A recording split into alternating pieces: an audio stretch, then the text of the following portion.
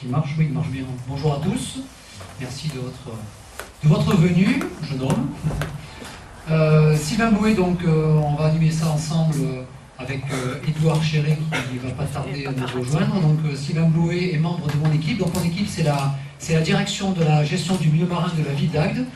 Je salue M. Henri Sosserod, donc élu conseiller municipal, maire adjoint de la ville. Et Sylvain s'occupe plutôt des parties, on va dire, scientifiques de nos activités au sein de la direction. Donc je suis le responsable, le directeur de cette direction. Nouvelle direction, installée en 2013, début 2013 par la ville. Donc pour ceux qui peut-être nous connaissaient avant, nous étions dans une association, l'association ADENA, et nous avons rejoint donc la ville avec une volonté commune et forte de la part de la commune pour gérer tout le milieu marin, tout ce qui se passe en mer, en tout cas une bonne partie, avec la ville. Donc aujourd'hui, on souhaiterait vous parler avec Sylvain et bientôt Édouard de ce qu'on a mis en place juste à côté de Brescou, avec la zone de mouillage écologique. Mais auparavant, on va quand même vous parler un petit peu de ce qu'on fait, en tout cas de l'intérêt de notre patrimoine naturel littoral, puisque forcément il y a bien une raison pour laquelle nous avons mis une zone de mouillage. C'est pas juste histoire de dire on fait un dossier, on demande des sous et on le fait. Voilà, donc il y a quand même des raisons derrière tout cela. Donc nous sommes depuis un an et demi au sein de la ville, mais ce dossier des mouillages a commencé il y a bien longtemps, il y a plusieurs années, il y a 4 ans. Donc je salue Serge Pagès ici présent, puisqu'on a suivi au titre de l'État tout ce qui s'est passé depuis quelques années, je pense 4 ans, hein, Serge, j'ai bien pris à peu près ça. Donc on en reparlera un petit peu plus tard. Et puis là je vais directement aller sur Agde, c'est exprès, juste pour vous indiquer qu'on va, pour une fois, on va changer, on va partir d'Agde pour aller vers la mer. Bon, c'est pour vous montrer en même temps de belles images, ça fait toujours plaisir de voir notre ville avec son fleuve Hérault, qui, comme vous pouvez le voir, donc, revient évidemment vers la mer au fond, avec Brescou du côté gauche vers le haut. Pour quitter les milieux doux, avec, alors on connaît les moules de Brescou, est-ce que vous connaissez les moules de l'Hérault? Ça c'est les moules de l'Hérault, qui sont des moules géantes, ce sont des moules qui font entre 15, qui peuvent faire 20 cm. On va les quitter, de même que les éponges. Donc, tout à l'heure on verra des éponges en mer, mais là on a aussi des éponges dans le fleuve Hérault. On continue de descendre donc le fleuve Hérault vers la mer. Alors là, ce sont des espèces qui sont plus classiques sur le fleuve Hérault, donc des cendres. On verra tout à l'heure évidemment qu'il y a d'autres espèces en milieu marin. Une petite bestiole là, qui est connue d'aujourd'hui, qui est connue aujourd'hui un petit peu partout. Donc c'est le silure, hein, c'est une sorte de poisson géant, mais je te passerai le On descend toujours pareil pour avoir d'autres espèces, donc qui sont des espèces rares dans notre ville. On les trouve chez nous, hein, c'est la lauze, c'est un petit poisson qu'on appelle la sophie. Et la lamprey marine, ici, hein, qui a été revue il n'y a pas très longtemps, ce sont des poissons qui sont rares hein, en France hein, et en Europe aussi d'ailleurs pour certains. Là, je vous fais passer le seuil de la Pensière, hein, donc juste au niveau d'Agde, pour aller passer devant la ville d'Agde, toujours dans l'Hérault. Vous pouvez remarquer que c'est pas hyper clair, comme d'habitude. Vous verrez qu'en mer, c'est assez souvent le cas aussi. Je peux vous dire que pas plus tard qu'hier, mon équipe était en train de plonger sur les récifs artificiels et on n'y voyait pas grand-chose. Pour le travail, c'est compliqué, mais on a l'habitude. Et puis petit à petit, voilà, on va aller vers la Méditerranée, où de temps en temps on peut voir le Cap Leucate et le massif des Alberts derrière avec le Canigou. Ça, vous avez l'habitude pour les agatois de cela. On arrive donc au Gros d'Agde, qui va donc constituer la partie ouest, la limite ouest de l'aire marine protégée de la côte agatoise, qui en fait correspond à ça. Voilà, donc sur la côte Languedoc-Roussillon, nous sommes donc sur cette partie-là. Entre Port-en-Beaune et la zone donc, du Gros d'Agde, vous tirez au large sur 3000 nautiques, donc 5,5 km environ. Et puis tout ce secteur-là constitue l'aire marine protégée de la côte agatoise, qui est un site Natura 2000. Donc c'est une sorte de label, on va dire, européen, qui donc qualifie des milieux, et parfois des espèces, c'est un peu notre cas aussi, d'intérêt européen. Donc on n'est pas n'importe où chez nous. Je le redis parce que c'est vrai que un petit peu dans l'esprit général, on est au Cap d'Agde. Le Cap d'Agde, ça fait penser à la grosse station touristique où il n'y a que des touristes. Bon c'est pas que ça, c'est aussi ça, bien évidemment, mais en mer, nous avons des sites exceptionnels pour la qualité du milieu marin. Voilà, donc ça c'est tout le territoire dont nous occupons, donc au sein de la ville, avec la direction. Donc ça ressemble un petit peu à ça vu d'en haut. Donc je vous ai mis exprès cette photo pour vous montrer donc, la sortie du port, notamment la zone de mouillage sur laquelle on reviendra tout à l'heure. Là on voit bien déjà que les bateaux sont disposés d'une certaine manière. On y reviendra. Bonjour Edouard, le troisième mousquetaire arrive, mousquemère. Alors Edouard Chéret donc est au sein de l'équipe depuis, toujours pareil lui aussi, depuis janvier 2013. Nous étions tous les trois, j'ai oublié de le dire, déjà à l'association, on se connaît depuis une dizaine d'années, donc on a l'habitude de travailler ensemble et on aime travailler ensemble. Vous êtes d'accord avec le boss? Le boss, dont vous pouvez voir qu'il est aussi photographe. L'intégralité des images que nous voyons ont été prises dans l'objectif de Renault. Là, vous avez une vue satellite, juste pour vous montrer, comme l'a dit Renaud, on est dans un milieu particulier en termes de protection, mais aussi en termes de conditions. On voit ici les panaches du Rhône, et on comprend très bien ce qu'on appelle la dérive du littoral et les mouvements de turbidité qu'on peut avoir chez nous. C'est pour ça qu'on n'a pas de l'eau toujours transparente, on ne plonge pas dans l'eau bleue. Vous verrez les photos, on a souvent du vert en fond, et c'est très caractéristique de chez nous. Ce qui fait aussi la force du golfe du Lion, c'est ces apports d'alluvions qui sont très riches en nutriments. On trouve beaucoup d'espèces de poissons, notamment sur ce grand plateau, qui, notamment en termes de pêche et de ressources, est une économie très importante pour la région Languedoc-Roussillon.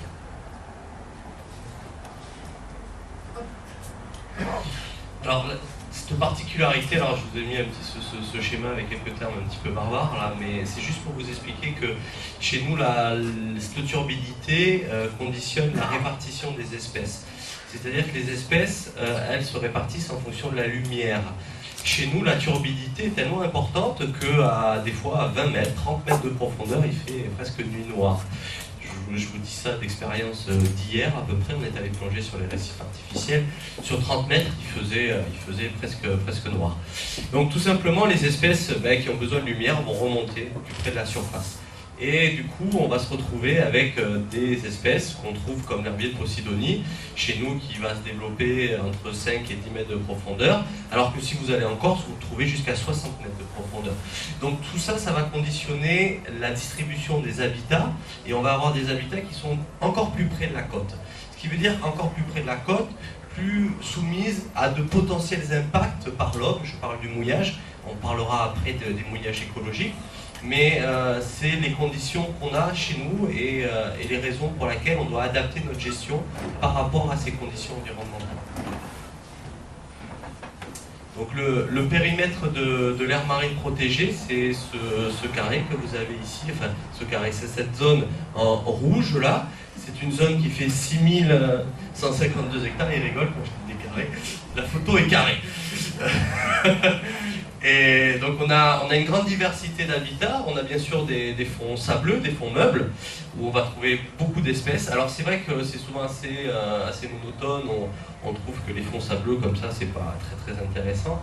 Sauf que si vous piochez dans du sable, alors on ne le voit pas, il faudrait prendre un microscope, mais entre les grains de sable ou des espèces un peu plus grosses, vous avez une grande diversité, une très grande diversité. Et on oublie souvent que les milieux sableux, chez nous, sont des milieux qui sont très riches, et presque plus riches des fois que certains habitats, comme des milieux rocheux qui sont soumis à l'abrasion par le sable, et qui sont assez pauvres finalement en diversité. Mais il y a quelques couleurs dessus, donc on a l'impression que c'est plus riche, sauf que sur les milieux sableux, on est beaucoup plus riche que ça. Les herbiers de Posidonie avec des espèces protégées, on a Pinanobilis, ici on a d'autres espèces protégées, comme le grand dauphin. On a des milieux très atypiques comme le coralligène qu'on verra après, et des milieux rocheux avec de grandes dalles comme ça. On est sur des anciens volcans, on est vraiment sur la pointe des volcans d'Auvergne, ce qui a façonné les fonds et les reliefs sous-marins avec de grands tufs, de grandes dalles en tuf, et qui sont très poreuses et qui permettent à de nombreuses espèces de venir se fixer dedans. Oui, là c'était juste pour indiquer qu'on a évidemment des milieux marins, mais l'aire marine protégée c'est aussi des oiseaux, en particulier, donc là c'est juste 4, ce sont les mouettes mélanocéphales, à tête noire, les grands cormorans, le cormoran donc de chez nous, puisqu'il a les pieds jaunes, si vous allez en Bretagne il a plutôt les pieds roses ou rouges, ou le fou de bassin qu'on peut voir plutôt en hiver et qui sont assez nombreux chez nous et qui sont des espèces intéressantes.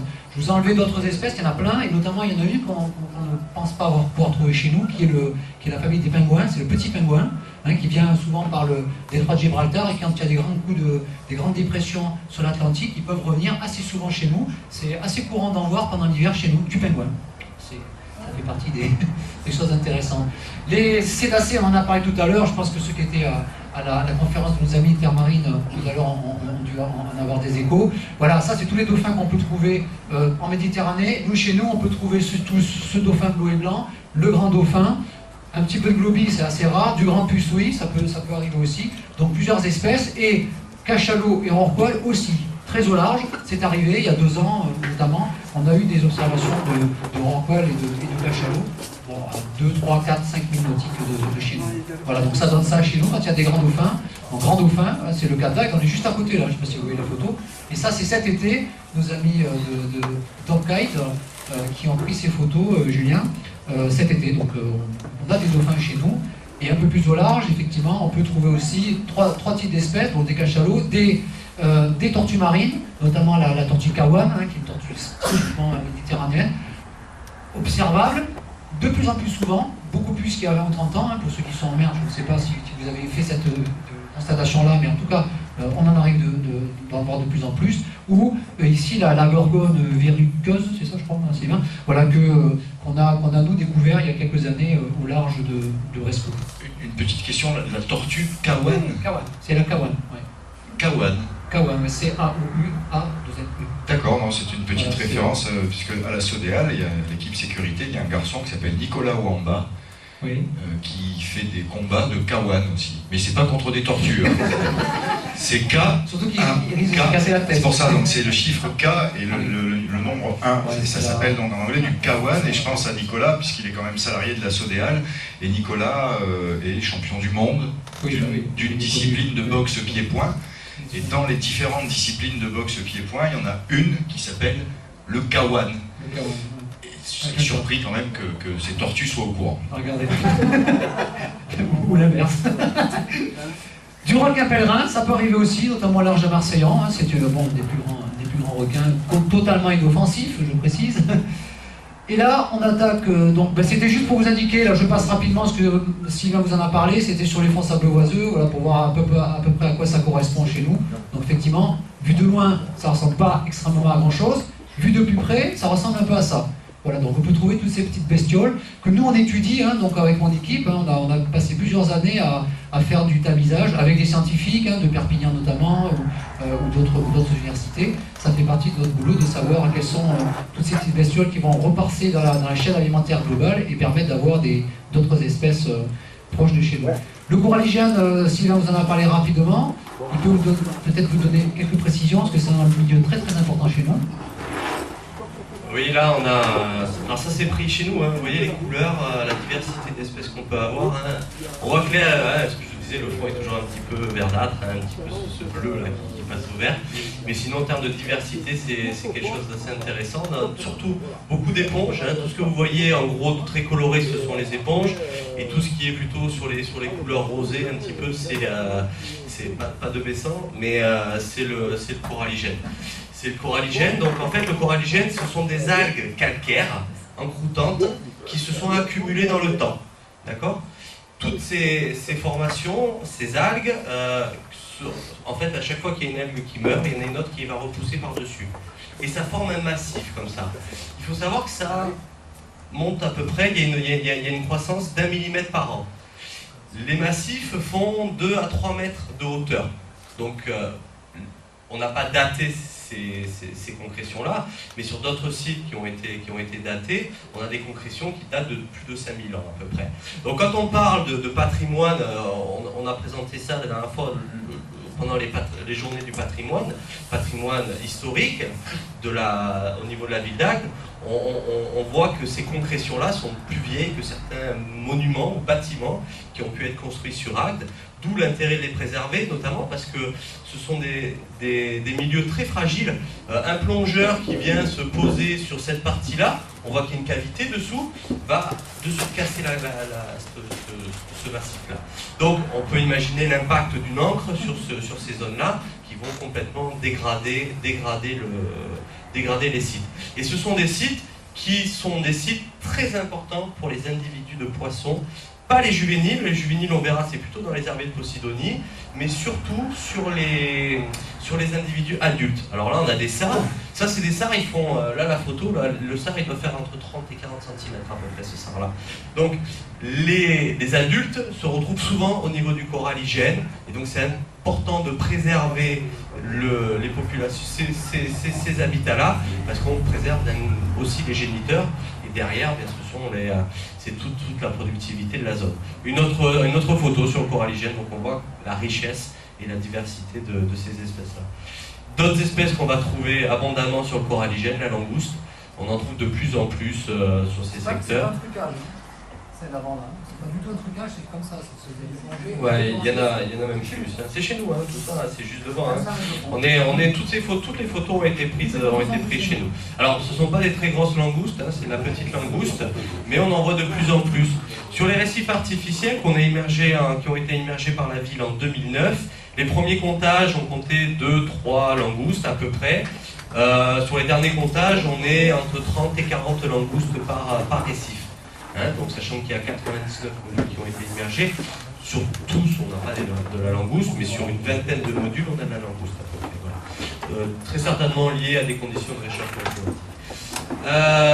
La Lycophaga, qui est une espèce protégée, d'autres espèces typiques, une axinelle, des cliones et une éponge, une ténaciore qu'on peut trouver là sur le coralligène, qui sont des espèces assez emblématiques du coralligène. Donc on va voir après, je crois que c'est les herbiers de Posidonie. Je vais passer la parole à Edouard. Toi, tu les connais pas. Hein? Oui, il est pas au courant. Donc là, les herbiers de Posidonie, il faut revenir juste à celle-là. Voilà.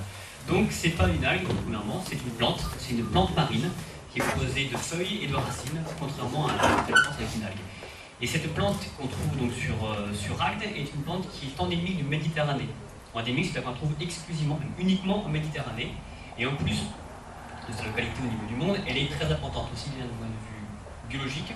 C'est une zone de nurserie, comme je disais tout à l'heure, on trouve beaucoup de juvéniles à ce niveau-là. Mais c'est aussi une espèce qui va faire de la production primaire, ce qu'on appelle. Donc elle va produire de l'oxygène dans l'eau pour la respiration des poissons. Mais aussi, elle permet d'atténuer les houles et de diminuer l'érosion littorale au niveau des plages de par ce qu'on appelle les banquettes de Posidonie. Il y avait des banquettes sur une photo tout à l'heure, juste après, voilà, ici. Alors ces banquettes, souvent on n'aime pas trop mettre les pieds dedans, on a l'impression que c'est sale. Ça n'a rien de sale, c'est ni plus ni moins que des feuilles qui sont mortes et qui sont arrivées sur la plage. Et durant la période hivernale, elles vont faire office de sorte de coussins qui vont atténuer l'effet de la houle et qui va diminuer l'impact de la houle par rapport à l'érosion. Donc le fait d'enlever cette banquette durant l'hiver va accélérer les phénomènes d'érosion. Voilà, donc cet habitat est vraiment très important. Alors si on revient juste avant, voilà. Donc ici c'est différentes espèces qu'on peut voir. Bon, une espèce, une petite étoile de mer. Et comme je vous disais, c'est une plante, c'est pas une algue. Elle peut faire des fleurs et même des fruits. Voilà. Alors par chez nous, les conditions de température font qu'elles ne font pas de fruits. Voilà. Et on a regardé un petit peu l'historique en regardant les racines, on n'a jamais vu de traces de fruits. C'est jusqu'en 90 ou dans les années 80. Par contre, en Corse, elles peuvent faire des fruits. C'est des espèces de petites olives qui vont remonter en surface, qui vont flotter et qui vont retomber au fond. Et pour former une racine. Voilà. Alors cet herbier, de par son importance, qui est d'ailleurs une espèce protégée en France, et qui est un habitat prioritaire au niveau Natura 2000, c'est pour ça que nous, sur notre site, on le suit depuis maintenant 2001. On a mis en place différentes techniques pour suivre l'évolution de cet herbier. Donc quand je dis l'évolution, c'est savoir si sa surface diminue ou régresse, pour savoir s'il est en bon état, mauvais état, et mettre en parallèle s'il y a des pollutions ou autres, des impacts qui pourraient seulement l'impacter.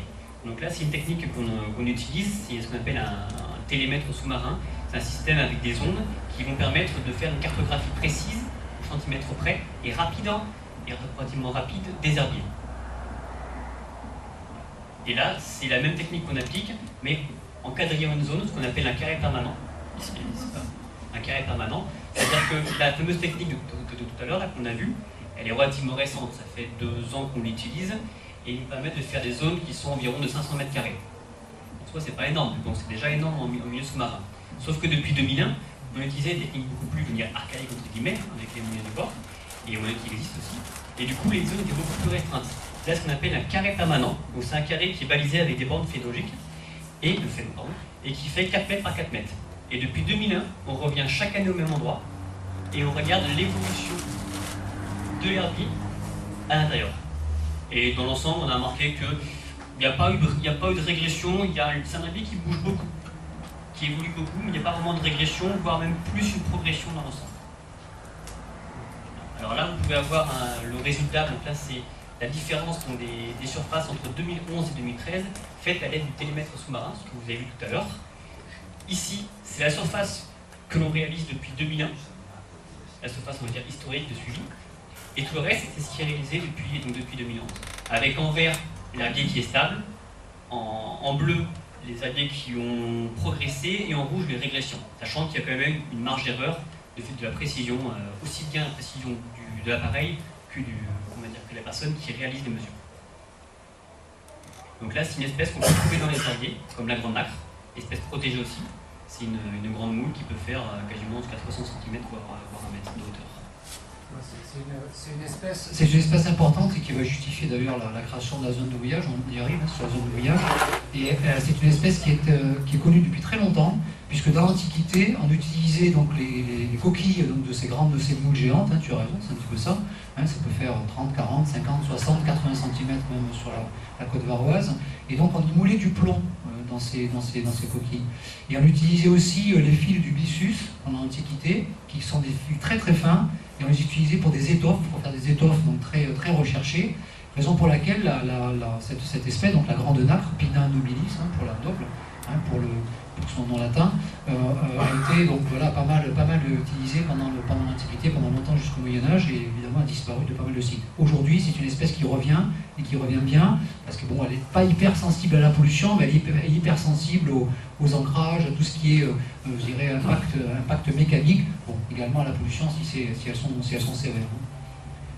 Des petits fonds rocheux, donc là on est sur le site des tables, avec des espèces, on va dire, plus classiques, sauf le petit baliste qui se balade au milieu, là, l'espèce qui vient d'ailleurs, ça peut arriver de temps en temps, mais sinon on a des girelles et des sards, avec des animaux, donc vous voyez que ça peut être très joli, tout ça c'est chez nous aussi, on s'est pris d'un peu plus près. On remercie d'ailleurs au passage Mathieu Foulquier qui réalise de nombreux clichés avec nous et depuis fort longtemps, depuis plus de 20 ans d'ailleurs, et qui nous aide encore régulièrement. Et puis des petits fonds aussi là qu'on trouve au large de Brescou, ici et là. Donc tout ça c'est pris chez nous, c'est très coloré, c'est très riche. Et on a tout un tas d'espèces qu'on peut trouver, parfois même très proches de Brescou, comme celui qui est en haut à gauche, là, le triptérigion, qui a été photographié dans 20 cm d'eau autour de Brescou. Donc tout ça c'est chez nous. Et puis donc si j'arrive au site de plongée des tables, c'est que c'est donc un des sites majeurs pour l'activité plongée chez nous, et que c'est un site sur lequel on a travaillé dans les années 90. On a commencé à travailler dans les années 90 pour essayer de mieux le protéger, parce qu'on avait une activité de plongée assez dense. Tous les clubs venaient ici, c'est normal, c'est à la sortie du port, il y a 10 mètres de fond, c'est facile de venir, on peut faire beaucoup de baptêmes. Mais malheureusement, c'est un site qui était fragile, notamment en raison de nombreuses gorgones présentes sur le site. Et donc, ça nous a engagés à faire, donc déjà dans les années 2000, un premier travail d'abord de meilleure connaissance du site, comme on va le faire pour la zone de mouillage. On a travaillé de manière, je dirais, carrée, de manière scientifique, pour savoir qui venait, comment et combien de gens venaient plonger sur ce site-là. Et en même temps, donc, de trouver des solutions. Les solutions étant, en l'occurrence, donc des mouillages écologiques, comme on le voit en haut à gauche, là, avec la bouée qui descend, on verra le détail tout à l'heure, sur des sites, comme vous le voyez à droite, qui sont ces fameuses dalles donc, de tuf. Le tuf, c'est de la roche volcanique qui descend et qui fait donc, ces formes donc, un petit peu de lit, avec des gorgones blanches, l'espèce que vous voyez en bas. Et donc là, on a fait donc un suivi depuis 2005, c'est-à-dire que là, c'est un suivi scientifique précis, on compte toutes les gorgones sur un certain nombre de transects, de lignes qu'on s'est données en plongée. On a fait la même chose en 2010, donc ça c'était juste avant d'avoir mis les bouées, donc on a mis 8 bouées, pour être précis. Ça c'était juste avant, 2005, donc en 2010 déjà on voit que la densité a augmenté, et en 2012, donc il ne faut pas se fier à l'échelle, c'est-à-dire qu'il y en a tellement qu'on a été obligé de modifier, on va dire, l'échelle. Il y en a beaucoup plus que ça. Et en gros, et en clair, même que je n'ai pas mis le chiffre, moi je ne l'ai pas mis, on a multiplié, je me rappelle plus par 7 ou 8, voilà, par 7 le nombre de gorgones sur le site des tags en protégeant l'espace de même pas 10 ans. Voilà. Par mètre carré, hein, voilà, on s'entend bien. Donc, fruit tout cela d'une discussion, d'une concertation avec les clubs de plongée locaux, parce qu'il a fallu qu'ils acceptent, au lieu d'aller sur le site et de balancer leur ancre, pour parler familièrement, n'importe où, on leur a dit, aujourd'hui, si vous voulez, 1, si on veut maintenir la biodiversité, 2, si on veut maintenir la ressource halieutique pour les petits pêcheurs, 3, si vous voulez continuer à avoir une activité, vous, pêcheurs, plongeurs professionnels ou de loisirs, il faut protéger le site en mettant des bouées. Il faut respecter en se mettant sur les bouées obligatoirement. Ce qui ne nous a pas posé de gros problèmes, on va dire, en tout cas sur ce site et d'ailleurs aussi sur la zone de mouillage. Les récifs artificiels, c'est pour faire vite, c'est juste pour vous indiquer qu'on travaille, la commune depuis 1985 a installé plusieurs séries de récifs artificiels. Alors non, l'Apex, c'est un projet qui concerne plutôt les ports. Le port, là c'est à l'extérieur du port, l'Apex c'est tout petit, ça c'est très gros. Ce que vous avez en bas à gauche, ça fait plusieurs mètres hein, de haut et de large. L'Apex c'est un autre projet qui concerne le port lui-même, dont je ne parlerai pas d'ailleurs ici spécifiquement, on est plus en mer. Voilà, donc ce sont des récifs qui au départ étaient évidemment nus, et la richesse écologique est venue au fur et à mesure, avec tout un tas d'espèces, de poissons comme de faune et de flore fixées sur ces milieux. Ça ressemblait un petit peu à ça, vous voyez, côté droit, c'est quand on les a mis, ils étaient comme ça. Côté gauche, c'est une buse, une sorte de grosse buse avec déjà pas mal de végétation marine et de poissons qui tournent autour. Et puis, bon voilà, ça donne ça, on n'est pas sur la planète Mars, hein, on est chez nous. Ça ressemble un petit peu, mais c'est les conditions de travail aussi hein, qui sont celles-là chez nous et qui font la richesse aussi de notre série. Juste avant d'arriver à la zone de mouillage, pour vous indiquer une particularité, on travaille sur la température de l'eau, tout simplement parce que c'est un indicateur très important. Aujourd'hui, vous savez, on parle de changement climatique partout. Ben, le changement climatique, il n'est pas uniquement à terre, hein, il est aussi avec la température qui varie, on sait quelque chose cette année, il est aussi en mer. Et nous, ça fait quelques années donc, qu'on a mis en place des capteurs sous-marins à différentes profondeurs sur quelques sites de notre littoral, de manière à suivre l'évolution de la température. Et c'est très important parce que la température est un facteur qui agit sur la reproduction, mais aussi sur la répartition des espèces en milieu marin, et sur certaines espèces de manière parfois très forte. On peut avoir des disparitions d'espèces liées à des augmentations de température, par exemple. Et donc nous, on fait un travail donc, scientifique à ce niveau-là. On est dans un réseau méditerranéen, hein, TMEDNet, c'est ce que vous voyez marqué, qui nous permet de comparer nos données avec l'ensemble de ces sites et d'avoir, voilà, on est allé il n'y a pas longtemps, je crois que vous y êtes allé pas plus tard qu'hier. Hein, voilà, c'était hier, on a été, vous les avez mis ou vous les avez enlevés, je ne sais plus. Vous les avez mis, voilà. Donc on les enlève, on récupère les données sur la petite plaquette, vous voyez, c'est de l'informatique tout ça, hein, c'est tout petit.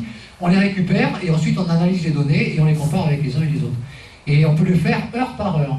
C'est là où on voit, ce que tout le monde sait, que la température peut être modifiée en quelques heures de 3 à 4 degrés, quelques bonnes heures, mais quand même. Donc ce qui sont évidemment des contraintes qui peuvent être fortes sur certaines espèces. Tout ça, c'est ce qui était sympa. On a vu quelques actions au niveau de la biodiversité. Et aujourd'hui, donc, on a deux types d'actions qu'on a menées, on va dire, sur les aspects contraints Natura 2000, peu importe le nom, hein, c'est un moyen, on va dire, d'agir sur le milieu marin. Donc ce que nous faisons aujourd'hui avec la ville d'Agde au sein de notre direction. Et il y a deux projets. Il y a eu le projet des ancres flottantes. Alors je passe rapidement dessus, mais c'est un projet très intéressant pour vous qui êtes plaisanciers, peut-être pêcheurs plaisanciers, où là on a simplement distribué depuis 2 ans 250 ancres flottantes qui permettent donc de ralentir les bateaux et d'éviter de mouiller, de mettre les ancres, y compris sur tous les sites qu'on a vus tout à l'heure de coralligènes très sensibles, comme l'ont dit Sylvain et Édouard, et permettre, on va dire, de limiter les dégâts. On a du boulot par rapport à ça, on va travailler dans les années qui viennent un petit peu plus précisément sur cette thématique-là. Et puis vous avez les voyages écologiques autour de Brescou qui arrivent. Donc je vais passer la parole à Édouard et à Sylvain. C'est juste pour vous indiquer pourquoi on l'a fait. On l'a fait en raison de ces 3 photos que vous avez là. On reconnaît les herbiers de Posidonie en haut, à gauche. À droite, la grande nacre. Et en bas, une espèce dont on n'a pas parlé pour l'instant, qui est en fait une espèce qui est nouvelle, qui est une espèce invasive, qui est une espèce qui pose problème, peut poser problème, qui est une colerpa. Alors c'est pas Taxifolia comme on l'a connu avant, hein, la fameuse lagotueuse. c'est Colerpa, que vous connaissez bien, hein, monsieur Sosrot. Là, c'est Colerpa racemosa, donc une autre espèce qui est presque pire, et qui est malheureusement arrivée chez nous depuis 2 ans. Voilà. Et qui est une espèce très vraisemblablement amenée par des ancres de bateaux venant d'autres sites infectés. Donc, vous voyez, la boucle est presque bouclée.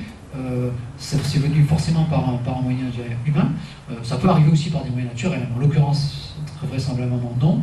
Et donc, on a donc intérêt à mieux gérer le milieu marin en organisant les mouillages, par les interdisant spécialement, en les réglementant et en les organisant. C'est pas tout à fait la même chose. Voilà, là je repasse la parole à qui à eux. Edouard. Alors voici donc la carte de la zone de mouillage et d'équipement léger qui a été installée durant cet été. Vous l'avez peut-être déjà sûrement vu à différents endroits, vous avez peut-être aussi vu des prospectus. Donc pour expliquer déjà globalement, donc il y a 2 principaux secteurs. Un premier secteur qui est celui de Brescou, et le deuxième qui est celui de historique, dont on parlait tout à l'heure, qui est celui des tables. Ces 2 secteurs font partie de ce qu'on appelle la zone de mouillage et d'équipement léger, qui est ni plus ni moins qu'une zone de mouillage organisée.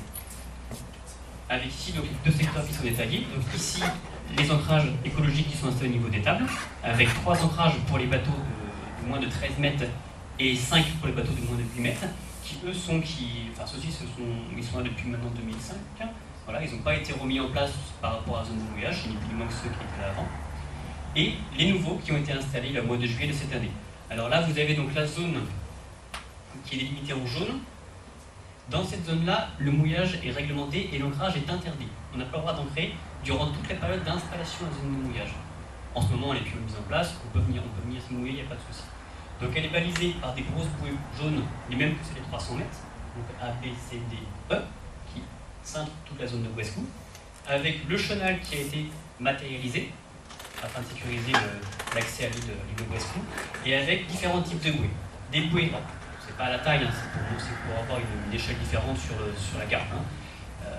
Des bouées pour les bateaux de moins de 17 mètres, pour les bateaux de moins de 13 mètres, moins de 8 mètres, moins de 6 mètres, et 2 bouées réservées pour les clubs et centres de plongée qui ont été installés. Alors sur cet aspect-là, donc ce qui est important à dire, c'est que, on vous dit ça rapidement, mais tout ça c'est 4 ans de travail. Et Serge qui est ici présent dans la salle en sait quelque chose. C'est 4 ans de travail avec les services de l'État, c'est 4 ans de travail avec les financeurs potentiels, c'est 4 ans de travail surtout avec les acteurs locaux dont vous êtes, hein, au sein notamment des associations. On n'a pas travaillé évidemment en direct avec tout le monde, ce n'est pas possible. En tout cas, on y a travaillé au sein des comités de pilotage du site Natura 2000 et on a construit ce projet. C'est pas quelque chose qui est arrivé comme ça, comme un ovni. Ça a été construit, partagé et évidemment expérimenté, parce que bon, cette zone-là, c'est la plus grande zone de mouillage écologique de toute la région Languedoc-Roussillon.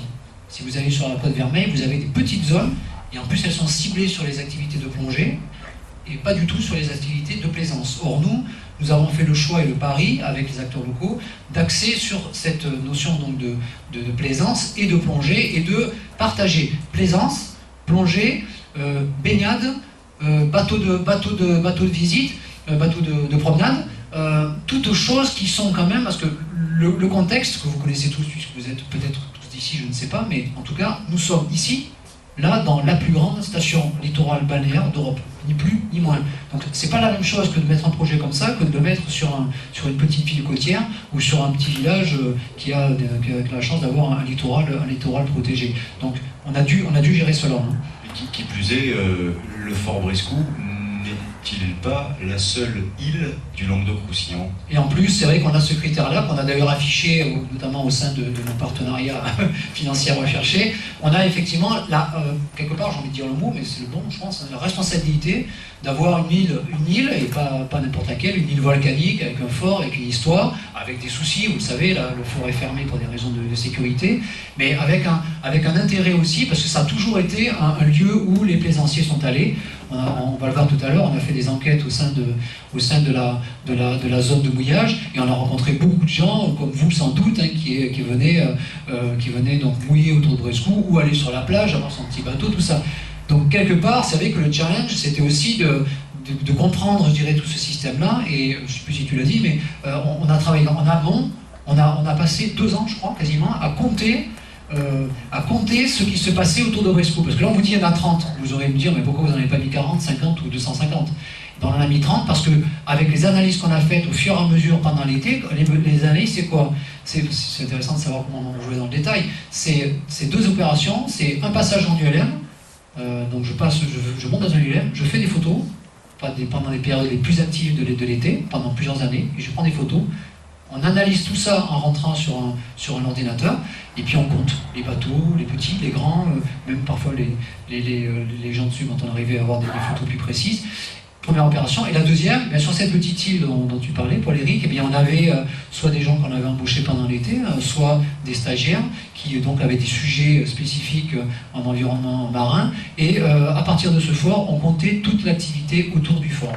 C'est-à-dire que ça donne quand même des données très très importantes et de base et nécessaires pour construire un projet. Sinon, on n'aurait pas. Alors, on en a mis 30 parce qu'au maximum, à l'époque, de la fréquentation de ce site, on avait 30 bateaux. Alors évidemment que il se trouve qu'il y a une journée particulière, il y en a 40 ou 50, et puis vous savez que le mouillage appelle aussi plus de gens, donc on est en train de regarder tout cela de manière précise. Mais simplement, c'est que le but du jeu, c'est d'indiquer qu'on n'a pas fait ça du tout au hasard. Et les 2 bouées qui sont ici ont été l'objet de nombreuses discussions avec l'État, parce que forcément, on ne peut pas tout avoir. Il faut négocier, on va dire ça comme ça. Et donc on a installé ces 2 bouées parce que les clubs de plongée, notamment ici pour les baptêmes, pour les petits, pour les jeunes et tout, c'est le spot de plongée de la région. Donc pareil, on est aussi obligé d'écouter les professionnels de la mer que sont les clubs de plongée quand ils sont des clubs professionnels, mais aussi ceux de loisirs qui viennent là, mais aussi les bateaux promenades qui venaient autour, avec un fond.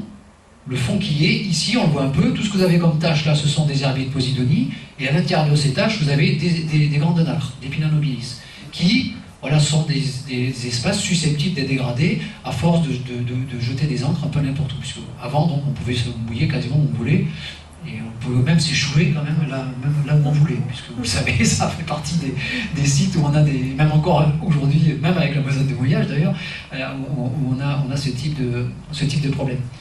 Je te laisse continuer. Il y a d'ailleurs pas mal de professionnels de réparation de bateaux qui étaient très contents que ça soit autorisé de se mettre où on voulait sur Bresco. Voilà, aujourd'hui c'est vrai que c'est réglementé, comme vous l'avez dit Edouard. Ça ressemble à ça, donc là la photo a été prise en mois d'août. Hein. Donc vous avez les mouillages, les 2 de plongée sont ici. Bon là vous voyez, à cette époque-là il y avait juste un bateau. Et les autres, donc là, les bouées de délimitation, en plus moi je ne vois pas très bien ce que je trouve près, voilà, elle est ici, voilà, donc il y a une sorte de grand carré, ça fait environ 35 hectares. Alors, une des choses qu'on nous dit, on nous dit, oh mais ça là, elle est vraiment très basse et tout. Ben oui, elle est basse parce que là, là il y a des herbiers, quoi. Il y a tout un tas d'herbiers. Donc c'est vrai que on est obligé d'écouter, et en même temps, on est obligé quand même quelque part aussi de dire, il y a une limite, quoi. Et la limite, nous, aujourd'hui, on l'a fixée comme cela parce qu'on estime que par rapport à la surface qui est on va dire, organisée, protégée et organisée, ça nous permet de... La partie du large, elle est, donc on voit une bouée qui est ici, donc ça fait à peu près comme ça, et ça revient derrière. Donc la partie qui est ici, Edouard, tu me dis si je me trompe, mais donc sur cette partie-là, voilà, là on ne peut pas du tout mouiller, et on peut passer par contre les bateaux, et notamment les bateaux de promenade, on va passer. Par contre, un bateau de plongée avant, les bateaux de plongée assez souvent étaient ici. La négociation, ça a été leur dire, on vous réserve des bouées ici, entre guillemets, même si c'est pas exactement ça, on vous réserve des bouées ici, mais par contre vous ne voulez plus plonger là. Parce que forcément, conflit d'usage entre le bateau de promenade et le bateau de plongée, on connaît ça, même encore, il y en a encore un petit peu, mais on pose des bases, des discussions, et à partir des discussions, après on pose un règlement qu'on négocie, qu'on discute avec l'État, et qui après fait l'objet d'un arrêté préfectoral, et même d'un arrêté interpréfectoral. C'est-à-dire qu'en fait, c'est préfecture maritime et préfecture tout court, j'ai envie de dire, pour faire simple. Voilà, ça c'est une vue un petit peu plus détaillée. Et on va venir après sur on va revenir sur les systèmes qui sont mis en place, hein, avec toi, Edouard. Je crois que c'est la prochaine. J'en profite pour dire aussi que sur ce système-là, on a pu travailler avec Philippe Revillot d'Infocap Drag, hein, qui est plaisancier depuis longtemps, et donc il y a un site, hein, c'est son site qui est ici, et on a pu travailler avec lui donc sur le lien avec la zone de mouillage, parce qu'il touche quand même pas mal de plaisanciers, et puis nous ça nous paraissait intéressant de partager avec lui ce système d'information qui est très précis, parce qu'il a pas mal bossé pour faire cette carte interactive, quoi. Je te laisse la parole juste pour montrer avec la partie des images ce qu'on a fait aussi au départ. Alors quand on parle de mouillage écologique, je ne sais pas si vous avez déjà vu le type de système, donc déjà c'est une bouée. La bouée, est-ce que vous voyez une bouée blanche avec ici, hop, une bouée blanche avec en haut un anneau, sur lequel on vient s'accrocher, et avec un corps puissant. Donc là on voit bien ça puisser. Ça permet de pouvoir remonter l'anneau à hauteur de son bateau. Et ça évite d'avoir à remonter entièrement la bouée sur son bateau, même si on n'apporte pas l'anneau sur son bateau. Donc avec un corps puissant, et ça permet aussi d'atténuer un peu l'effet de la houle, et de préserver la bouée. Ensuite, c'est une ligne. Une ligne qui va de la bouée vers le fond. Cette ligne dispose d'un flotteur intermédiaire. Ce flotteur est très important. En fait, ce flotteur, il empêche la corde, ce qu'on appelle de raguer au fond. Le problème d'un corps mort classique, c'est, on va dire, un bloc de béton, une chaîne. Et cette chaîne, durant toute l'année, elle va tourner entre les vents et les marées. Elle va tourner et arracher tout ce qui est autour, notamment ici, les herbiers et la grande nappe. Ce flotteur intermédiaire empêche et annule complètement cet effet de ragage au niveau de la zone. Et en fait, le seul point de contact, c'est ça. Voilà, ça, et qui est accroché sur un système d'ancrage. On va peut-être voir.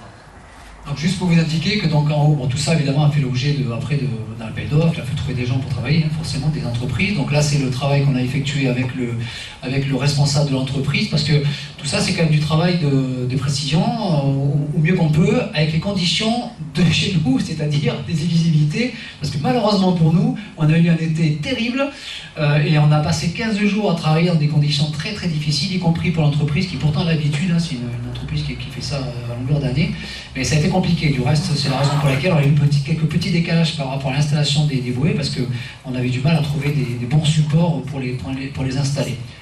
Voilà, donc le bateau qui a travaillé, donc c'est celui-là, donc il dit on y va, hein, c'est son nom.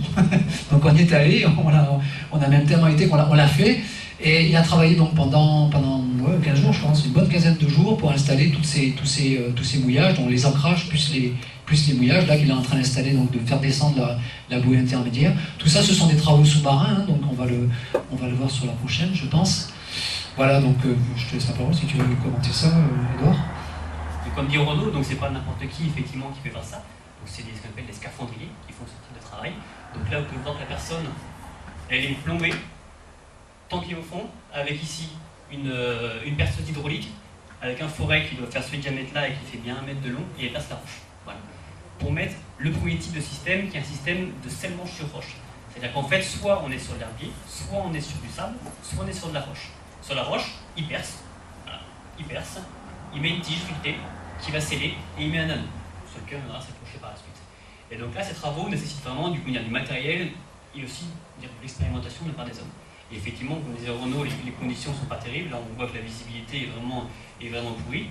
Et il a même dû revenir d'ailleurs en cours de saison parce qu'ils sont venus, ils sont accrochés sur une roche qui leur paraissait grosse, mais la visibilité, ils avaient 1 mètre de visibilité, et ils se sont aperçus qu'en fait la roche était en 2 parties, et c'était juste un compressionnement d'âme qui faisait la fonction. Et du coup, en cours de saison, on a bougé. Voilà, donc du coup, ils sont revenus, ils ont repositionné à bonne place. Ce qui veut dire qu'on a un travail, nous, dans notre équipe, parce que c'est pas nous qui l'avons installé, évidemment, il faut être... nous, on est scaphandrier, mais pas classé suffisamment pour faire ce type de travaux. Ce qui veut dire aussi qu'il y a un suivi. Si on a fait revenir, c'est que nous, on a été vérifier ce qui se passait, et qu'on a fait revenir l'entreprise parce qu'il y avait un souci. Donc c'est aussi notre responsabilité, et là, c'est celle de la ville, donc forcément la nôtre, et en particulier la mienne, par rapport à ce dossier, c'est d'avoir des systèmes qui tiennent le coup. Sinon, évidemment, ça peut ne pas marcher. On a quand même des tempêtes, on peut avoir des coups de vent, et on a des conditions particulières d'installation sur des bouées, comme tu le disais au tout début, en fonction donc des mètres de bateau, voire du taux de jauge brute. Et à côté, après, tu as juste indiqué ce que c'était là? Non, pas encore. Donc ici, là, c'est sur le sable, vous pouvez voir. Donc là, c'est un système qui est installé pour les bateaux de moins de 17 mètres. Alors, c'est un système qui est composé de 3 ancres à sable. Vis à sable, je ne sais pas si on a sur les photos. Non. Une vis à sable, c'est un élément qui fait 1 m 60 ou un bon 1 m 60 de haut, qui a un diamètre comme ça métallique, avec en bas une sorte de base hélicoïdale, on va dire, et qui est enfoncée avec pareil, avec une perceuse, une visseuse hydraulique, encore une fois. Ils sont deux à tenir la visseuse et ils vont descendre la vis entièrement dans l'eau. Donc là, on voit juste qu'il reste, dans le sable, il reste juste 1 cm de vis qui dépasse. Et sur les systèmes, soit c'est pour les petits bateaux, ils accrochent une vis, on accroche la bouée, soit c'est pour des bateaux de 13 mètres, ils mettent 2 vis, une barre et une bouée. Et pour les 17 mètres, ils mettent 3 vis. Reliés par une barre, chacun accroche la bouée. Voilà. Avec des résistances importantes. Et en haut, donc là, on a ce qu'on appelle des vis pour la masse morte. Alors, il en avait prévu, parce qu'il y a le site de masse morte ici, bien sûr, c'est la Posidonie. Voilà, c'est la Posidonie. La masse morte, en fait, c'est l'ensemble de racines de la Posidonie, qu'on appelle la masse. Et morte, parce que la Posidonie est morte à ce niveau-là et qu'il ne reste que la masse. Parce que ces racines sont tellement compactes qu'elles restent dans le temps. Elles peuvent être des centaines, voire des milliers d'années sans bouger. Et du coup, ces gros tire-bouchons qui font, pareil, ils doivent faire un bon mètre 60, qui font facilement 50 de diamètre, étaient prévus pour être installés. Sauf que nous, on a des herbiers qui sont relativement fins, qui sont positionnés sur de la roche, et du coup, ils sont restés sur 2 types de systèmes, qui sont celui-ci, vis à sable, et celui d'avant, seulement sur roche. Voilà, donc ça donne ça une fois que c'est installé. Donc en haut à droite, vous avez un bateau qui est sur les petites bouées de moins de 6 mètres. En bas, je pense que c'est moins de 13 mètres, a priori, avec une vue générale à partir, donc les trois en haut à gauche, les trois bouées qui sont pour les petits bateaux. Et puis en bas, voilà, ça peut être donc des voiliers, ça peut être des bateaux de toute taille. N'importe quel bateau peut s'installer sur le site, à condition évidemment de respecter la taille qui est indiquée sur la bouée. Et en fait, le projet a été construit aussi d'une certaine manière de garder le contact avec les gens et de rester plutôt forcément dans la surveillance. Ça, c'est ce qui se passe avec les autorités maritimes en mer. Donc, on a fait quelques opérations avec eux, et puis ils ont fait leurs opérations de leur côté, parce que nous, ça n'est pas de notre responsabilité.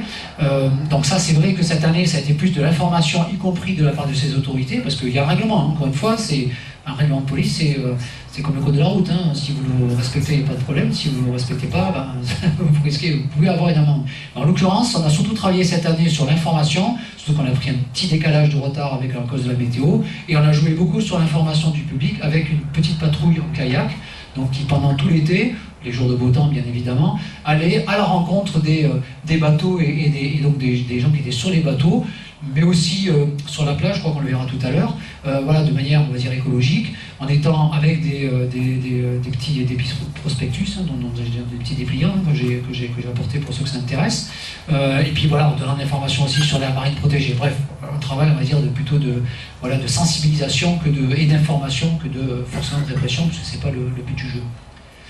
Voilà, donc tout ça évidemment c'est basé aussi sur un principe de communication. Donc c'est vrai qu'on a, avec le service de la ville, on a essayé de faire au mieux qu'on pouvait pour cela. Donc on a installé un petit panneau sur Brescou, il y en aura un autre plus grand l'année prochaine, je peux déjà vous le dire, en faisant venir la presse, parce que voilà, c'est important de faire connaître ces opérations et de les partager avec l'ensemble des partenaires. Bon, des documents donc, de sensibilisation, en rencontrant les usagers. Alors là, ce sont des usagers qui étaient sur la plage de Brescou, hein, avec leur petit bateau, soit au ponton, soit sur les mouillères, et en même temps, avec donc des informations, et puis des petites enquêtes, c'est tout très simple, un peu pour avoir le ressenti des gens, et puis pour nous permettre aussi d'aller plus loin, et éventuellement de justifier des modifications, des évolutions sur cette zone de mouillage. Tout ça s'appuyant en particulier aussi sur la charte Natura 2000, qui est une sorte donc de document qui permet aux gens de s'engager de manière simple, il n'y a rien à payer, on ne risque rien si on ne l'applique pas, mais c'est plus pour sensibiliser les gens aussi à essayer de mieux protéger nos milieux et notre patrimoine naturel marin, notamment autour de Brescou. Voilà, donc c'est un petit peu l'esprit dans lequel on a essayé de monter ce projet. On a peut-être 5 minutes 10 minutes pour discuter avec la salle. Si vous le souhaitez, on l'a fait volontairement assez rapide pour que vous ayez peut-être des questions et des remarques. Je pense que dans la salle, il y en a quelques-uns qui ont dû utiliser les... Tu fais peut-être passer le micro si tu veux bien. Ah ben oui, tiens, si Edouard voulait faire l'hôte qui passe... Si c'est toi le grand organisateur. Merci Edouard. On excusera Sylvain Blouet qui a dû quitter la réunion. Puis vous voyez, c'est vraiment le sens du travail d'équipe. C'était aussi pour faire le pendant de son copain Edouard qui est arrivé un peu en retard. Sylvain est parti un peu avant. Comme ça, c'est aussi pour montrer que Renaud, le patron, il était là du début à la fin. Voilà, les valeurs du travail. C'est Valérie qui voit tout. Voilà. Monsieur, on vous écoute. Oui, alors pour les bouées de mouillage, je voulais savoir si il y avait un tirant, ce qu'on appelle pour un bateau un tirant d'eau, et une profondeur concernant les bouées par rapport au fond marin.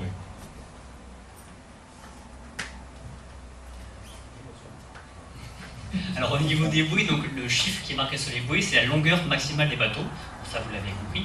Après, il n'y a pas de tirant d'eau maximal, on va dire. Après, c'est la longueur qui va le faire. Disons minimum.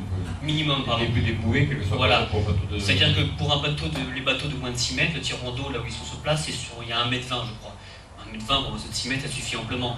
Pour les bateaux de 17 mètres, on est sur des fonds de 6-7 mètres de fond. Voilà, donc là, il n'y a pas de souci. C'est vrai qu'il y a une dégression qui s'y fait au fur et à mesure. Sur les 8 mètres, on est sur 2-3 mètres de fond. Donc bon. Après, c'est vrai qu'on n'a pas précisé sur les bouées, mais en même temps, on ne peut pas tout préciser, sinon après, ça va être illisible, incompréhensible. Après, c'est à chacun aussi de se renseigner sur les fonds marins qui existent. Il y a beaucoup de sites pour ça. Il y a InfoCapacd, il y a les cartes chaudes qui existent. Après, bon, c'est sûr, sur l'information qu'on fera par la suite, si on a le moyen, on fera peut-être d'intégrer les profondeurs, mais non, il n'y a pas de souci.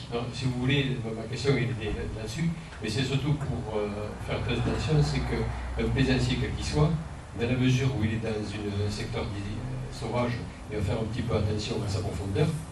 Si c'est cadré avec comment dirais-je, des bouées qui lui indiquent quelle est la dimension qu'il peut accepter, lui ne va pas se poser peut-être forcément la question. Donc il va y avoir un cours de pont. Oui, vous avez raison, et ce sont des éléments qu'on a fait remonter, hein, mais après il ne faut pas oublier une chose, hein, c'est qu'on est, vous le savez tous, on est en mer, donc domaine régalien par essence, et donc il faut discuter tout ça, et la préfecture maritime, hein, je ne parle pas spécialement des services de l'État, mais la préfecture maritime, voilà, a des conditions assez particulières pour mettre en place ces opérations-là, donc ce sont des choses qu'on fait remonter, on n'a pas spécialement la solution. C'est vrai que nous on avait proposé, on s'est dit pourquoi pas indiquer sur chaque bouée un petit peu tout. On nous a dit on peut aussi peut-être brouiller un peu les messages en mettant trop de choses sur les bouées. Et aussi, élément important, et c'est vrai que ça ne répond pas complètement à votre question, mais sur d'autres sites, hein, notamment sur Port-Cros, pour ceux qui connaissent le parc national, il y a très peu d'informations. Et c'est vrai que c'est plutôt la pratique et l'information et je dirais la sensibilisation, le fait de faire connaître le site qui fait que... Mais vous avez raison, ça n'empêche pas que si quelqu'un effectivement ne connaît pas bien le site, on est ce risque-là. Alors, d'un autre côté aussi, on est là aussi un petit peu pour aider les gens. Et puis, il y a aussi d'autres systèmes de surveillance qu'on essaiera sans doute de mettre en place au fur et à mesure. Ces zones de brouillage existent sur Internet ou c'est uniquement que par des documentations que vous avez vous-même? Il y a aussi par Internet. Oui, alors, il y a sur Internet, donc sur le site de la ville, il y a des informations sur de la ville. L'année prochaine, on aura une partie spécifique à l'aire marine protégée sur le site de la ville lui-même, donc ça sera aussi un moyen. Sinon, vous avez aussi InfoCapacd ou Capdag qui donne cette information, et la SODEAL, hein, forcément. Au niveau de la SODEAL, vous pouvez aussi avoir ces informations, en tout cas la carte est disponible, les arrêtés. Sur le site de la ville, vous avez tout. Hein. Vous avez les arrêtés, vous avez le règlement de police, vous avez la carte que vous avez vue, vous avez des documents de sensibilisation, tout y est. Y compris pour les plongées sous-marines. Oui, y compris. Et oui, voilà, c'est ce que je voulais vous dire. On peut trouver cette information normalement. Alors on va renforcer tout ça parce qu'on est bien conscient. Hein, je vous donne la parole. Hein, on est bien conscient qu'il faut avancer et qu'on puisse trouver des solutions. On va peut-être laisser. Attendez, voilà, il y a un monsieur derrière. C'est la galanterie féminine. Je vais finir avec la première question. Vous pouvez aller. Je veux dire, le tirant d'eau au niveau des bouées, il n'y aura pas de souci. Après, c'est la façon dont on y va. C'est-à-dire que pour un bateau de 17 mètres, s'il ne coupe pas là, il aura un souci. Voilà. En gros, les bateaux, ils n'ont pas de souci. Chaque bateau peut aller sur les bouées sans se poser de soucis. C'est vraiment la façon dont on y va. Un bateau de 8 mètres, s'il coupe par là, il va se manger le rocher. C'est tout. Voilà. Et un bateau de 17 mètres, il a un sondeur de toute façon. Madame, allez-y. Oui, moi je voulais savoir actuellement. Dans le micro, si vous voulez, autrement on le ramène au fond. La salle est petite, tout le monde l'entend. Hein. Actuellement, elles y sont, ces bouées de. Et pourquoi elles y sont pas? Alors elles ont été enlevées. Donc en fait, faut poser les pour et les contre, on va dire. Elles ont été enlevées durant la période hivernale, tout comme celle des tables. C'est pour une question d'entretien et d'usure. Voilà. C'est-à-dire que durant l'été, il y a beaucoup de monde, donc on met des bouées. Durant l'hiver, il y a très peu de monde qui va sur le site, et d'un autre côté, il y a beaucoup de coups de mer. On l'a vu encore il y a peu de temps, et dans ce cas-là, les mécanismes et les systèmes sont mis à rude épreuve. On l'a vu sur le site des tables, ça nous est arrivé des fois de dire de plonger, bon, on repousse l'enlever des bouées parce que lors des années comme celle-ci, on leur a dit il fait beau, on laisse les bouées, et d'un seul coup, on se fait prendre par des coups de vent, et on les a pas pu les enlever avant février. Et là, je peux vous dire que les bouées sont cassées, au fond ça tire sur ça tire sur les systèmes et tout est abîmé. Donc après, ça nécessite un entretien qui est relativement important. Donc entre avoir un système qui perdure dans le temps, quitte à, durant l'hiver, avoir un impact relativement négligeable sur l'herbier, ou avoir des systèmes qui sont impactés fortement et qui nécessitent du coup un coût de maintenance, on a posé les pour et les contre. D'accord. Alors, à l'existant, j'amarre. Est-ce que je peux y rester une nuit, par exemple? Alors non. En fait, ce qui se passe, c'est que c'est pas pour remplacer le port, pour pallier, on va dire, éventuellement aux effectifs du port, s'il en manquait. Oui, c'est une bonne question, oui. C'est vraiment du cabotage à la journée. C'est pas fait pour y rester. La seule personne qui peut y rester, qui peut y passer durant la nuit, c'est les plongeurs pour leur activité professionnelle et les pêcheurs professionnels, petits métiers, qui peuvent y venir s'amarrer une bouée durant la nuit, par exemple toute la nuit, hein. Voilà, ils viennent pas souvent. Le temps d'une calée ou entre deux filets, c'est tout. La réglementation, c'est quoi? C'est qu'il y a une heure précise ou pas ou... La nuit, la tombée du jour. Voilà. La tombée, c'est tout. Donc, dès que les bouées ont disparu, on fait un ancrage sur la cible. C'est ça, voilà. En fait, la réglementation, vraiment de police à l'intérieur de la zone, est effectif, notamment, je fais une date que... 15 juin, 15 octobre. 15 juin, 15 octobre. Vas-y, monsieur. Ça sera gratuit ou ça sera payant, ces bouées? C'est gratuit. D'accord. C'est gratuit. Et dans le futur? On va faire notre moyen pour que ça reste assez gratuit. Et devant la grande conque, pourquoi il n'y en a pas? Alors devant la grande conque, il n'y en a pas parce qu'il fallait commencer par le plus important, et le plus important c'est là, notamment pour les raisons, vous l'avez compris, les trois raisons, enfin les deux raisons au moins, qui sont les herbiers de Posidonie, l'épinard. Dans la grande conque, il y a un petit herbier d'herbier de Posidonie, pardon. Il y a aussi l'espèce qu'on a vue tout à l'heure qui est présente, et qui peut, alors on sait très bien que c'est à partir de ce mouillage que, donc on y pense, mais bon voilà, je dirais presque chaque chose en son temps, et pour votre information, cette année, on a dans le plan de balisage de la ville, qui est encore autre chose, hein, c'est toutes les bouées de 300 mètres, je ne vais pas détailler ça, mais on a beaucoup travaillé là-dessus, hein, M. Sosrot le sait. On a beaucoup travaillé sur rendre ces mouillages plus écologiques, parce que c'est bouées jaunes en fait. Hein, voilà. Les bouées de 300 mètres, c'est bouées jaunes. Il y en a 110 hein, sur notre commune, ni plus ni moins. Je peux vous dire que cette année, avec les services de la ville, on a travaillé pour essayer de les rendre un peu plus écolo, et deux, un peu plus durables, parce que bah, voilà, les sorties à chaque fois qu'il y a des problèmes pour les coups de mer et tout, et cette année on a été gâtés, hein, parce que même en faisant les systèmes qu'on a mis en place, qu'on a réfléchi techniquement avec eux, avec les services, on a encore des soucis. Alors on a d'autres idées, on en parlera avec nos élus bien évidemment, mais on a d'autres idées sur ce point-là, mais c'est un point qui est important et qui permet de... Pour la grande conque, on a donc installé, vous avez trois mouillages depuis cette année qui sont des mouillages comme cela, qui sont des mouillages écologiques. Les trois bouées qui sont les plus à terre, elles sont sur des systèmes comme ça. Voilà, mais vous avez raison, il n'y en a pas 36 des endroits, il y a la grande conque et ailleurs. Forcément que peut-être un jour on viendra. Après, voilà, chaque chose en son temps, on essaie déjà de bien faire fonctionner ce site qui va un petit peu évoluer. Vas-y Bernard. Non, a priori c'est une bouée, un bateau. Voilà, oui. Après voilà, ça c'est le genre de choses. C'est vrai que quand on est plaisancier, on se dit on peut se mettre à coup, c'est classique quoi. Là sur la réglementation en général, hein, dans tous les règlements de police, hein, je pense que ça existe assez peu de faire ça. C'est la raison pour laquelle là on a réfléchi, on a eu une réunion technique il n'y a pas très longtemps, et administrative, mais surtout technique, pour voilà, peut-être rajouter quelques bouées aussi. Parce qu'on est aussi à l'écoute des gens globalement. Enfin, nous on va vous dire une chose, c'est que quand on a monté ça, même si on était un petit peu sûr de nous, on se posait quand même des questions sur le fait que éventuellement on ait des bateaux qui viennent et qui ancrent malgré tout. C'est-à-dire qui se fichent complètement des bouées et qui ancrent. Et bien on a été très surpris parce qu'on a quand même fait pas mal de suivi. Alors, on ne dit pas qu'on n'a pas eu, mais quasiment pas. Par contre, le souci qu'on a, il faut être honnête avec les choses, le souci qu'on a c'est la vitesse dans la zone. Ça oui. Ça c'est vrai que... alors, je le dis parce que cette année, c'est vrai qu'il y a eu relativement peu de... il n'y a pas eu de... Je crois qu'il y a eu un seul PV qui a été parce que la personne a été particulièrement désagréable avec la brigade nautique. Mais voilà, il faut savoir être gentil aussi de temps en temps. Et c'est vrai que c'est peut-être pas quelque chose qui va durer non plus éternellement. Parce que là, c'est l'aspect sécurité qui rentre en ligne de compte. On l'a pas dit tout à l'heure, mais vous l'avez bien compris aussi. Si le fond de ce travail-là, c'est la préservation des herbiers de Posidonie, la préservation de la Grande Nacre, la préservation de notre patrimoine, vous l'avez vu, ce sont des patrimoines importants, c'est aussi la préservation de la sécurité et de la tranquillité. Parce que je peux vous dire que les retours qu'on a de tous les gens qui viennent, de tous les voiliers, de tous les plaisanciers, de tous les petits bateaux qu'il y en a, c'est « Ah ben vous avez bien fait » parce que bon, évidemment on se met sur sa bouée, j'ai envie de dire, et on est tranquille pour la demi-journée ou la journée. Alors évidemment, après, il faut savoir partager, ça c'est une autre affaire. On sait très bien qu'on aura à gérer cela, c'est un peu la question qui rejoint la tienne, Bernard, ta remarque.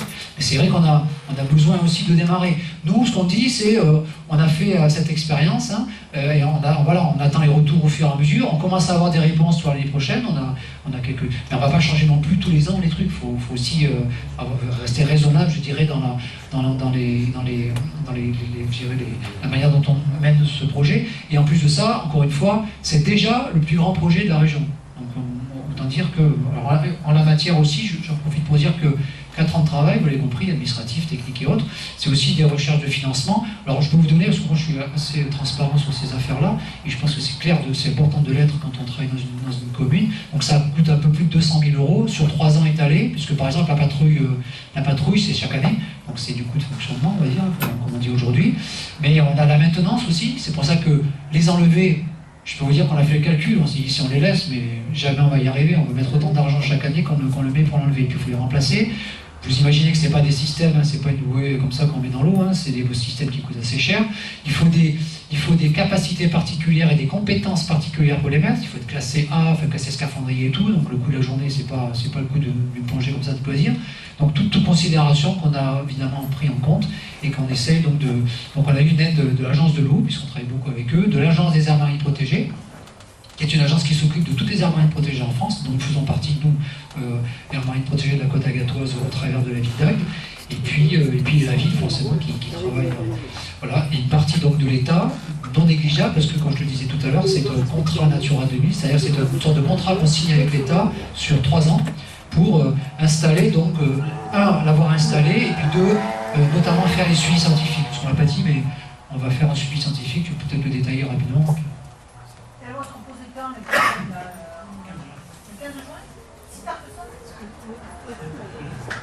Ce sera déjà bien. Alors concernant le suivi scientifique, on reprend la base de celui qu'on a déjà mis en place auparavant, avec des pointages aléatoires. On a réalisé un pointage aléatoire sur la zone, semi-aléatoire, dans les coins il y avait déjà de l'herbier, et on va faire de la télémétrie pour faire une microcartographie à l'échelle de la zone et regarder les grandes nacres. Et chaque année, on reviendra au même endroit pour voir s'il y a plus de grandes nacres, ou s'il y avait une grande nacre l'an dernier, est-ce qu'elle est encore, est-ce qu'elle est cassée, est-ce qu'elle est... Voilà. Tous ces suivis-là qui vont être effectués afin de voir s'il y a une efficacité de la zone de mouillage par rapport au fait que l'ancrage est interdit et donc il n'y a plus l'impact de l'ancrage. Et sinon aussi, je voulais revenir sur un truc tout à l'heure, c'était par rapport donc, à la sécurité et à la tranquillité. Alors, il faut savoir au niveau de la réglementation, donc il y a une vitesse limitée, donc c'est 5 nœuds maximum. Voilà. Et on ne peut rentrer dans la zone, à l'exception de ce point-là, on ne peut rentrer dans la zone que pour aller s'amarrer à une bouée ou quitter une bouée. Ça veut dire qu'on ne peut pas, pour le loisir, s'amuser à naviguer et faire le tour des bouées. Voilà. Tout le monde ne le sait pas. Bon, ça fait partie du travail de communication, ça va venir au fur et à mesure. Et donc, quand on dit tranquillité, c'est-à-dire que bon, là, on ne se rend pas compte, en plus on a fait des gros points, quand vous voyez l'échelle, là, il y a 200 mètres. Là, il y a 200 mètres, à peu près 200 mètres entre les 2 bateaux qui sont ici. Oui, votre accent, ouais. Et du coup, ça veut dire que lorsque on sera un peu rentré dans les mœurs, on va dire un bateau qui est ici, il est à 200 mètres des autres bateaux et personne ne passe à côté à toute vitesse. Voilà. Donc ça veut dire qu'il peut se mettre à l'eau tranquillement, il peut prendre son masque et ses palmes, mais hop là, il va aller voir la Posidonie qui est au dessus. Il n'y a pas le droit de rentrer pour naviguer. On peut y aller que pour s'amarrer. Voilà. On les voit de la ligne jaune, on arrive à les voir, toutes les voies. Oui. Les bouées, oui, mais pas la ligne jaune. Oui, oui. On a mis un coup de peinture au fond. Et il est interdit d'aller poser son bateau tôt le matin au lever du jour, de rentrer à la rame pour garder la place l'après-midi, comme ceux qui font avec les transats ou sur les plages. Là, c'est interdit. Hein. J'arrive avec mon bateau, je mouille, c'est complet, je mouille à l'extérieur. Je prends mon annexe et est-ce que je peux aller sur Brescou avec l'annexe? Vous pouvez aller sur Brescou, il y a le chenal qui est à ce niveau-là, il n'y a pas de souci. Et on jette l'encre de l'annexe? Non. Non, mais après il faut s'amarrer en ponton, il faut la bitch. Il faut ou ça court avec l'annexe, des fois on peut aussi s'accrocher à un bateau qui est déjà sur le ponton en demandant à la personne, ça se fait aussi une annexe si c'est pas un gros bateau. messieurs, dames, on passerait encore pas mal de temps à discuter avec ces éminents spécialistes, surtout si ça ne vous dérange pas. Non, elle ne veut pas, la dame. Non, par rapport à la réglementation, il faut que les bouées restent blanches. Voilà, elles sont blanches. Alors, il y a des prospectus qui reprend cette carte-là. Comme ça, vous pouvez savoir où elles sont. Et après, il y a des autocollants sur les bouées. Alors, cette année, ils sont un peu petits, je l'avoue, pour ceux qui ont essayé. On va en recoller d'autres l'an prochain qui seront plus gros. Le chiffre sera plus.